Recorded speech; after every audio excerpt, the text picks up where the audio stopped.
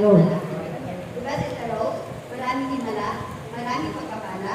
Kaya nga, sabi nga natin, kapag gusto mo maraming pagpapala, sumunod ka sa sasabihin ng mga speaker. Yak yun! Nagawa ba ng himala? Kanina pa! Kanina pa gumawa ng himala ang Diyos sa ating lahat. Amen? Nakaredy na ang merienda natin. Dito tayo tinatawag, pero sabi natin, yung sinasabi ng ating speaker na kapangyarihan sa ilang, mikiin natin yan.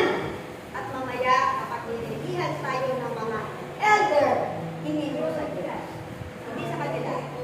Sila ay kadaluyan lamang ng ating Panginoon, pamagitan ng kanilang mga kamay na ipapatong sa ulo nyo. Ikaw na nangangailangan ng bagay na ito, hingin mo sa Diyos. Yak yun. Ibibigay ba? Ibibigay ba? Ayon sa iyong paniniwala. Ayon sa iyong pananalig. Kaya nga panaligan mo ang hindi mo nakikita. Natutuwa nyo.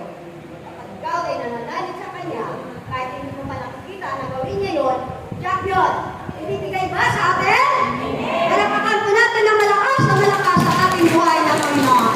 Okay, nasa seminar pa rin tayo. Kaya hanggang mamaya, sabi nga natin, magtiis lang tayo ng kaunti. Yak yun, ibabalik naman sa inyo ni Amang Yahweh ang lahat ng inyong pagtitiis at pagtutulga. Okay, nakaredy na yung ating agenda? Ready na? Okay, bago ko tatawagin si brother, mamaya na. Okay. Ha? Tanungin mo si brother, baka hindi pa naman tayo masyadong gutom. Tawagin ko muna siya.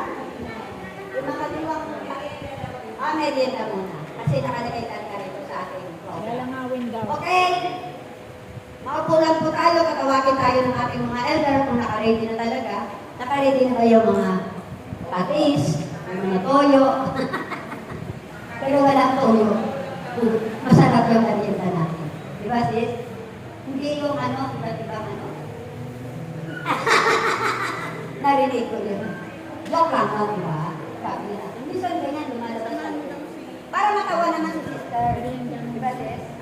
Sister Mel. Very talent po yun. Okay, pwede na? Okay, pwede na tayo. Okay. Okay, pwede na tumayo? Okay, tumayo na po. Una-una first row para hindi magulo. Pag natapos ito sa last